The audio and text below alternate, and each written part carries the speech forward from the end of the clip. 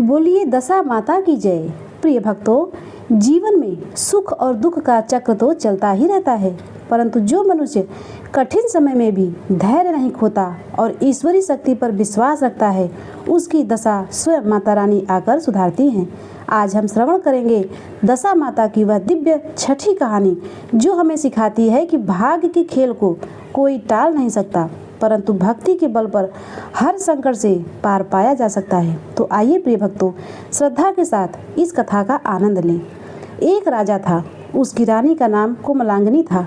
जैसा उसका नाम था, वे वैसी ही सुकोमल थी और सदैव फूलों की सैया पर सोया करती थी। एक दिन उनके लिए आए फूलों के साथ एक कच्ची कली भी आ गई। उस नन्ही सी कच्ची कली के बिस्तर में होने के कारण रानी को रात भर नींद नहीं आई और वे करवटें बदलती रही। राजा ने व्याकुल होकर पूछा, प्रिय, आज क्या बात है जो तुम्हें नींद नहीं आ रही है? रानी ने उत्तर दिया, महाराज, आज फूलों में एक कच्ची कली आ गई है जो मेरे शरीर में चुभ रही है। इसी चुभन के कारण मुझे निद्रा नहीं आ रही है। राजा के शयन कक्ष में एक दीपक जल रहा था, जिसे ज्योति स्वरूप कहते थे। रानी की बात सुनकर वह ज्योति स्वरूप जोर से हंस पड़ा। राजा ने हाथ जोड़कर उससे हंसने का कारण पूछा तो ज्योति स्वरूप ने कहा, हे राजन, अभी तो रानी को एक छोटी सी कच्ची कली के कारण इतनी तकलीफ हो रही है। कल सवेरा होने पर जब इनके भाग्यवश इन्हें सिर पर लकड़ियों का बोझ ढोना पड़ेगा, तब इनकी क्या दशा होगी? राजा अचंभित होकर बोला, क्या मेरे जीवित रहते ऐसा संभव है? तो दीपक ने उत्तर दिया, हाँ महाराज, यह निश्चित है और तुम्हारे जीते जी ही संभव है। होने को कोई नहीं टाल सकता। राजा का मन में सोचा कि देववाणी कभी असत्य नहीं होती, परंतु मैं अपनी रानी को इस कष्ट से बचाने का प्रयास अवश्य करूंगा। राजा के विचार किया कि यदि मैं इन्हें एक संदूक में बिठाकर समुद्र में बहा दूं, तो संभव है कि ये डूबकर मृत्यु को प्राप्त हो जाए और इन्हें वह अपमानजनक बोझ न ढोना पड़े। राजा ने रानी से कहा, चलो मैं तुम्हें तुम्हारे मायके छोड़ाऊं, कुछ दिन तुम वहीं रहना। रानी बोली, परंतु महाराज, मेरे मायके में तो अब कोई भी नहीं है, मैं वहाँ किसके पास रहूँगी? राजा ने आश्वासन दिया कि वहाँ तुम्हारे गोत्र संबंधी बहुत अच्छी स्थिति है, मैं तुम्हें उन्हीं के पास भेज रहा हूँ। रानी ने राजा की आज्ञा मान ली। उन्होंने बहुमूल्य आभूषण और कीमती वस्त्र धारण किए। तब राजा ने रानी को एक संदूक में बिठाकर नदी में बहा दिया। वह नदी आगे चलकर समुद्र में उस स्थान पर मिलती है जहाँ राजा के बहनोई का राज्य था। समुद्र में मोती निकालने वाला ठेका राजा के बहनोई ने ही लिया था। जब वह संदूक बहता हुआ राजा के बहनोई के इलाके में पहुंचा, तो उन्होंने मल्लाहों को आज्ञा देकर उसे बाहर निकलवाया। संदूक को सीधे महल के शयन कक्ष में भिजवा दिया गया और आदेश दिया गया कि मेरे आने तक इसे कोई न खोले।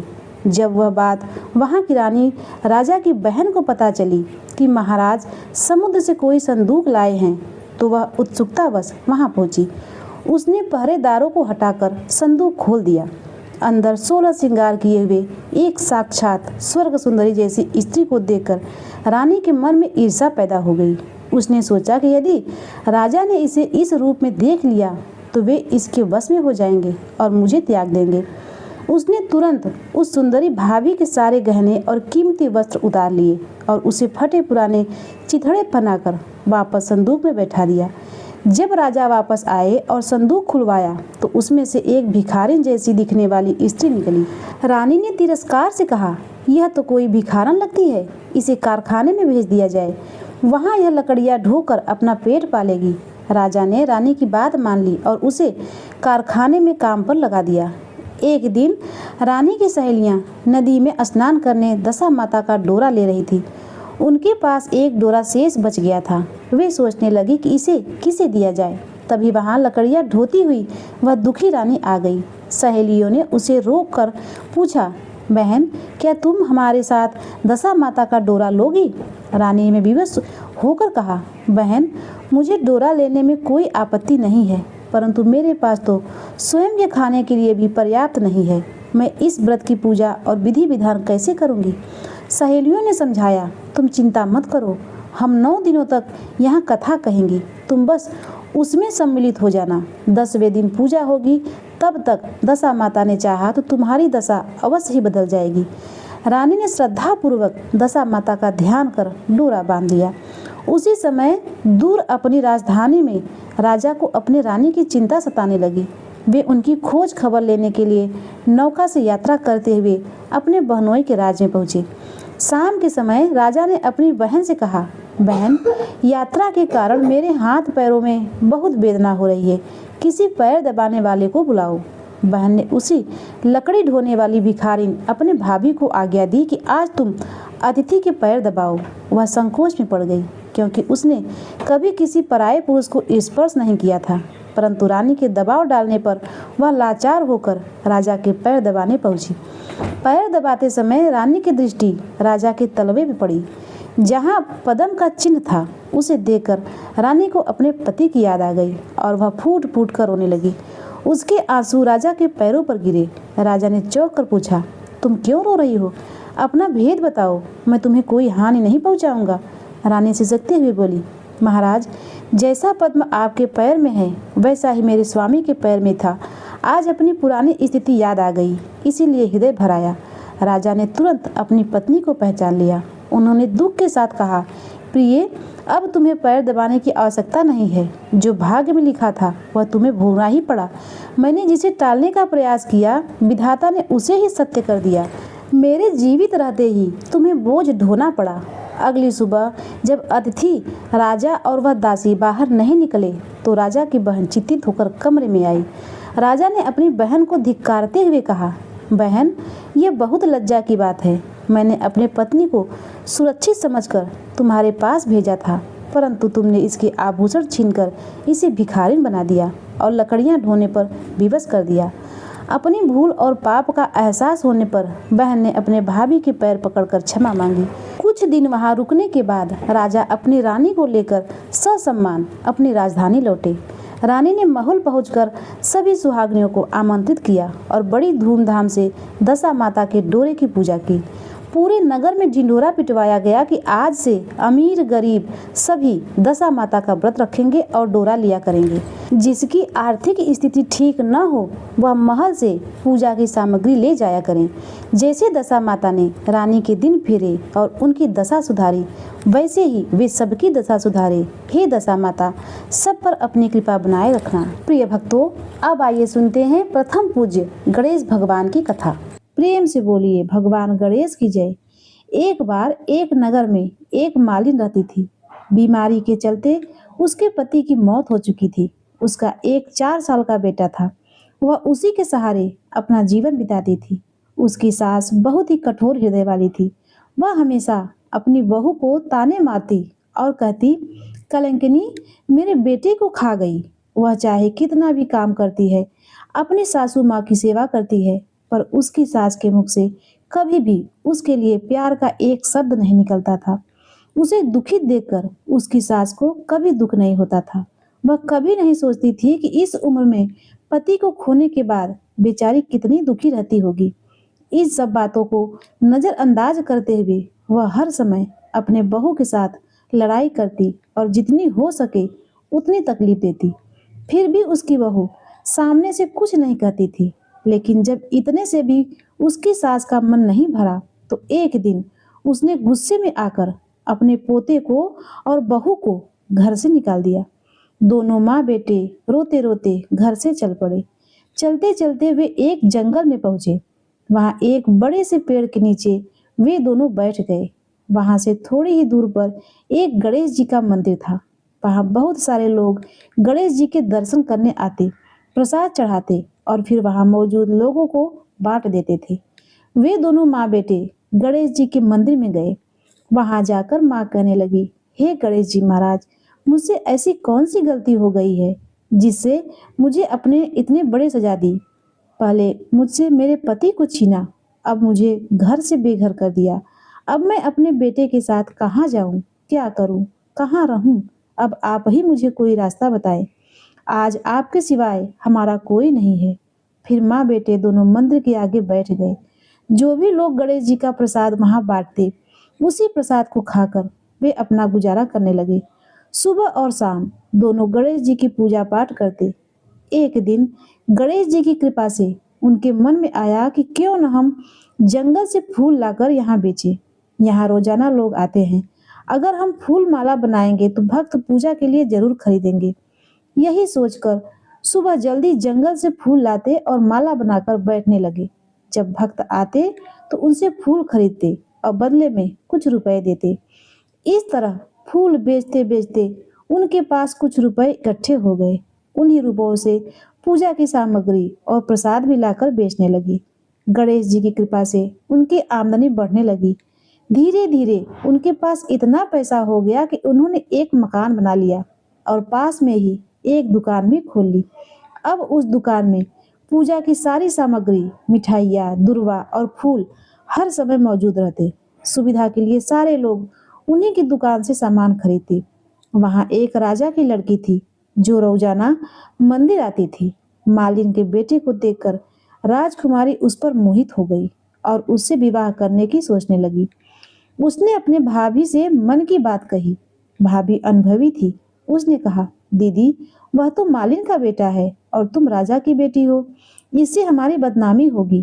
पर राजकुमारी नहीं मानी। भाभी ने यह बात राजा रानी को बताई। राजा रानी ने बहुत समझाया पर राजकुमारी अड़ गई कि शादी करूंगी तो उसी से, वरना नहीं। तब राजा ने कहा, बेटी, जब तूने प्रतिज्ञा कर ली है तो मैं उसे नहीं तोड़ूंगा। राजा ने धूमधाम से अपनी बेटी का विवाह मालिन के बेटे के साथ कर दिया। मालिन ने सबसे पहले बेटे बहू को गणेश जी के मंदिर ले जाकर आशीर्वाद दिलवाया। पूरे नगर में यह बात फैल गई कि गणेश जी की कृपा से दुख दूर हो जाते हैं। जो माँ बेटे गरीब थे, आज गणेश जी की कृपा से उनके पास धन और राजकुल का संबंध था। उधर जिस दिन से मालिन की सास ने उसे निकाला था, उसी दिन से उनके घर के बरकत चली गई। धीरे धीरे वह बुढ़िया दाने दाने को मोहताज हो गई। गांव वालों ने भी उसे दुत्कारा। पछतावे में डूबी बुढ़िया रोती बिलखती जंगल की ओर निकल गई और उसी गणेश मंदिर पहुंची। वहां उसने मालिन के बेटे अपने पोते को देखा पर पहचान नहीं सकी। उसने भूख के कारण वहां काम मांगा। लड़की को दया आ गई और उसने उसे काम पर रख लिया। शाम को जब मालिन घर आई तो उसने अपनी सास को पहचान लिया। सास को जब पता चला कि यह उसका ही पोता और बहू है तो वह फूट फूट कर रोने लगी और माफी मांगने लगी। बहू ने उसे गले लगाया और कहा, माँ जी, जो हुआ उसे भूल जाइए, यह सब गणेश जी की कृपा है। बुढ़िया को अपनी गलती का एहसास हुआ और सब खुशी खुशी रहने लगे। हे गणेश जी महाराज, जैसा सुख आपने मालिन को दिया वैसा सुख सभी भक्तों को देना। बोलिए गणेश जी महाराज की जय। प्रिय भक्तों, अब आइए सुनते हैं दशा माता की एक और चमत्कारी कथा। एक बार एक साहूकार था। उसके परिवार में 5 बेटे थे। उसकी बहुएं थी और एक पुत्री थी। पुत्री का विवाह हो चुका था किंतु उसका गौना अभी बाकी था। इसी कारण वह भी अपने माता पिता के घर में ही यानी अपने मायके में ही रह रही थी। एक दिन साहूकार की पत्नी दशा माता का डोरा ले रही थी। उसकी बहुओं ने भी डोरे लिए। बहुओं ने अपनी सास से पूछा, माँ जी, क्या ननद जी के लिए भी डोरा लेना है? सास ने कहा, हाँ लेना है। तब बहुएं कहने लगी, माँ जी, उनकी तो विदाई होने वाली है।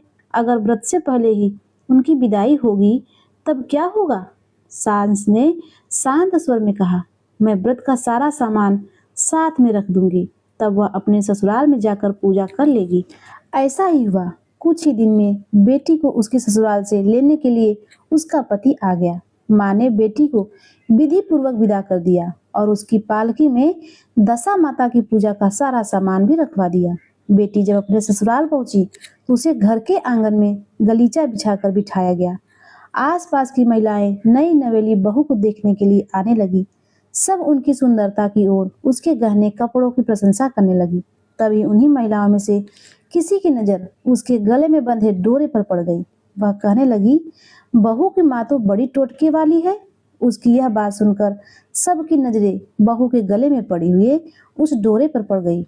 सारी महिलाएं डोरे के बारे में अपनी अपनी राय देने लगी। शाम को सास, ननद, देवरानी, जेठानी और घर की बाकी सारी स्त्रियां जो उसे डोरे के बारे में बात करने लगी, सब डोरे की बुराई कर रही थी, उसकी निंदा कर रही थी। सुबह से शाम तक डोरे के बारे में ऐसी बातें सुनते सुनते बहू का दिमाग खराब हो गया। आखिरकार उसने गुस्से में आकर उस डोरे को अपने गले से उतार दिया और उसे जलती हुई आग में डाल दिया। जैसे ही डोरा आग में गिरा और जलने लगा, उसी क्षण पूरे घर में आग लग गई। आग इतनी भयंकर थी कि घर में रखा हुआ जितना भी सामान था सब आग की भेंट में चढ़ गया। घर के सभी लोग अपनी अपनी जान बचाने के लिए किसी तरह घर से बाहर आ गए। घर में अब केवल नई बहू और उसका पति ही रह गए थे। बाकी सभी लोग बाहर भाग चुके थे। घर का सामान जलकर राख हो चुका था। अब घर में न खाने के लिए अन्न बचा था और न पहनने के लिए कपड़े। ऐसी विपत्ति में दोनों पति पत्नी बहुत दुखी हो गए। इसीलिए उन्होंने गांव छोड़कर कहीं और जाकर कामकाज ढूंढने का निश्चय किया। दोनों पति पत्नी गांव से निकल पड़े और चलते चलते आगे बढ़ते रहे। चलते चलते वे उसी गांव में पहुंच गए जहां की वह लड़की यानी बहू पहले रहती थी, उसका मायका। लड़की ने अपने पति से कहा, तुम यहाँ बाहर भाड़ झोंको, मैं भी कोई काम ढूंढती हूँ। पत्नी की बात मानकर उसका पति वहीं बाहर भाड़ झोंकने का काम करने लगा और वह लड़की खुद एक कुएं के पास जाकर बैठ गई ताकि शायद उसे भी कोई काम मिल जाए। वह चुपचाप वहीं बैठी रही और मन ही मन सोचने लगी कि कैसे एक छोटी सी भूल के कारण उसके जीवन में इतनी बड़ी विपत्ति आ गई। लेकिन उसे यह भी विश्वास था कि दशा माता की कृपा से एक दिन उसकी बिगड़ी हुई दशा अवश्य सुधरेगी और इसी विश्वास के साथ वह धैर्य से बैठकर अपने भाग्य के बदलने की प्रतीक्षा करने लगी। उस कुएं पर पूरे गांव की स्त्रियां पानी भरने आया करती थी। उसी समय उस लड़की की भाभियां भी कुएं पर पानी भरने आई, लेकिन उन्होंने अपने ही ननद को पहचान नहीं पाई। उस लड़की से बोली, तुम तो किसी अच्छे और भले घर की लड़की लगती हो, अगर तुम कोई काम करना चाहती हो तो बताओ। लड़की बोली, काम तो मैं कर लूंगी, लेकिन मैं कोई छोटा काम नहीं करती। तब बड़ी भाभी बोली, हमारी ननद तो ससुराल चली गई है, अगर तुम चाहो तो हमारे बच्चों की देखभाल करती रहना और हमारे घर से सीधा राशन लेकर अपना खाना बना लिया करना। लड़की इस काम के लिए तैयार हो गई। इसके बाद लड़की की भाभियां अपने घर आईं और अपनी सास से बोली, माँ जी, कुएं पर एक अनाथ लड़की बैठी हुई थी। वह हमारे घर पर रहने और बच्चों की देखभाल करने को तैयार है। अगर आप कहें तो हम उसे अपने घर पर रख लें। सास ने कहा, खुशी से रख लो, लेकिन आपस में झगड़ा मत करना। सारी बहुएं इस बात पर राजी हो गई। वे फिर से कुएं पर गई और उस लड़की को अपने साथ घर ले आई। अब वह लड़की अपने ही भतीजे और भतीजियों की देखभाल करने लगी और वहीं रहकर अपना जीवन बिताने लगी। एक दिन दशा माता का डोरा लेने का अवसर आया। सास से कहने पर सारी बहुओं ने डोरा लिया। बहुओं ने सास से पूछा, माँ जी, क्या इस लड़के के लिए भी डोरा लेना है? सास ने कहा, हाँ, ले लो। तब बहुएं बोली, माँ जी, इसी तरह आपने ननद जी के लिए भी डोरा लिया था, लेकिन पूजा से पहले ही उनकी विदाई हो गई। अब आप इस लड़की को भी डोरा दिलाना चाहती हो। अगर यह भी पूजा करने से पहले ही चली गई तो क्या होगा? सास बोली, तुम्हारी ननद ने अपने घर जाकर पूजा की होगी। यह लड़की पूजा होने तक इसी घर में रहेगी तो अपने आप पूजा में शामिल हो जाएगी, और अगर यहाँ से कहीं और चली गई तो वहां जाकर पूजा कर लेगी। तब सबकी सहमति से उस लड़की ने भी दशा माता का डोरा ले लिया। 9 दिन तक वह दशा माता की कहानी सुनती रही और व्रत पूजन में शामिल होती रही। 10वें दिन लड़की की माँ और भाभियों ने सिर से स्नान किया और घर में चौका लगाया और पूजा की तैयारी करने लगी। तब उस लड़की ने भाभियों से बोला, अगर कोई पुराना कपड़ा मिल जाए तो मैं भी स्नान कर लूं। भाभियों ने अपनी सास से पूछकर अपनी ननद की एक पुरानी साड़ी उस लड़की को दे दी। अब वह अपनी ही पुरानी साड़ी लेकर स्नान करने लगी। उसने सिर से स्नान किया, साड़ी पहनी और फिर अंदर आ गई। अब घर में पूजा शुरू हो गई। जैसे ही वह लड़की पूजा के पास आकर बैठी तो बहुएं कहने लगी, माँ जी, यह तो बिल्कुल हमारी ननद जैसी लग रही है। तब सास नाराज होकर बोली, तुम्हारे मन में जो आता है वही बोलती रहती हो। पूजा के समय भी चुपचाप नहीं बैठा जाता क्या? चुप रहो और मुझे कथा कह लेने दो। तुम्हारी बातों से कथा में विघ्न पड़ता है। बहुएं चुप हो गई। घर की सभी स्त्रियों ने पूजा करने के बाद व्रत का पारण किया। लड़की ने भी पारण किया। इसके बाद सभी स्त्रियां एक दूसरे के सिर गूंथने लगी। एक स्त्री ने उस लड़की का सिर गूंथना शुरू कर दिया। तभी वह बोल पड़ी, जैसे गूंथ चोटी की बनावट इस सिर में है, वैसी गूंथ तो हमारी ननद के सिर में भी थी। यह सुनकर सास फिर नाराज हो गई और बोली, तुम मेरी बेटी की तुलना इससे क्यों कर रही हो? सास ने बहुओं को डांट दिया, लेकिन यह बात उनके मन में भी बैठ गई। सास ने उस लड़की से कहा, बेटी, आज रात को मेरे पास ही सोना। रात को जब सारी बहुएं सो गई, तब सास ने उस लड़की से पूछा, बेटी, तुम्हारे पीहर में कभी कोई था क्या? लड़की ने जवाब दिया, मेरे 5 भाई और भाभियां थी और आप जैसे माता पिता थे। सास ने फिर पूछा, तो फिर क्या हुआ? तुम्हारे पीहर वाले कहाँ और तुम इस हाल में क्यों हो? तब लड़की बोली, पीहर में मैंने दशा माता का डोरा लिया था, लेकिन पूजा होने से पहले ही मुझे ससुराल के लिए विदा होना पड़ा। जब मैं ससुराल पहुंची तो मेरे गले में पड़े उस डोरे को देखकर वहां की स्त्रियां मेरी हंसी उड़ाने लगी। गुस्से में आकर मैंने वह डोरा आग में डाल दिया और जैसे ही मैंने वह डोरा आग में डाला, उसी के साथ घर का सारा सामान भी जलकर भस्म हो गया। सब लोग घर छोड़कर भाग गए और हम दोनों भी भागकर इस गांव में आ गए। तब उसकी माँ ने पूछा, अच्छा बताओ, फिर तुम्हारा पति कहाँ है? लड़की बोली, वह तो भरभूजे के यहाँ बाहर झोंकते हैं। दशा माता के प्रकोप से हमारी यह हालत हो गई है। यह सुनकर लड़की की माँ समझ गई कि यह लड़की और कोई नहीं बल्कि उसकी अपनी बेटी है। तब उसने अपने 5 बेटों को बुलाकर कहा, यह तो तुम्हारी छोटी बहन है। सुबह होते ही माँ ने कहने पर 5 भाई भरभूजे के यहाँ से अपने जीजा को लेकर आ गए। उन्होंने उसे स्नान कराया और अच्छे अच्छे कपड़े पहनने को दिया। कपड़े पहनकर वह बहुत सुंदर और संपन्न साहूकार जैसा दिखाई देने लगा। कुछ दिन अपने ससुराल में रहकर वह फिर अपने घर चला गया। घर पहुंचकर उसने देखा कि अब सारे लोग पहले की तरह बड़े आनंद से रह रहे हैं। दशा माता की कृपा से सब ठीक हो गया था। इसके बाद वह फिर अपने ससुराल आया और अपनी पत्नी को विदा कराकर ले गया। वह अपनी दशा के बारे में विचार करती हुई जा रही थी। रास्ते में एक नदी पड़ी। उस नदी में स्नान करके अप्सराएं दशा माता का डोरा ले रही थी। उस समय उनके पास एक डोरा बच गया था। अप्सराएं बोली, अगर इस डोरे में कोई ऊंचे कुल की स्त्री हो तो उसे यह डोरा दे दो। उन्होंने डोरे के पास जाकर देखा और वह डोरा उस लड़की को दे दिया। जब लड़की अपने ससुराल पहुंची तो सास थाल सजाए, नील कलश लिए और देवरानी जेठानी अन्य शुभ मांगलिक वस्तुएं लेकर उसका स्वागत के लिए खड़ी हो गई थी। नेक दस्तूर हो जाने के बाद लड़की को आसन पर बैठाया गया। आसन पर बैठाने के बाद लड़की बोली, आप लोगों ने पहली बार दशा माता के डोरे के लिए अपशब्द कहे थे। उसी का फल यह हुआ कि घर के सब लोग बिछड़ गए और घर का सारा सामान जलकर स्वाहा हो गया था। बहुत ही मुसीबतें उठाने के बाद अब यह अच्छे दिन आए हैं। अब आप में से कोई भी दशा माता के डोरे की निंदा करने की गलती मत करना।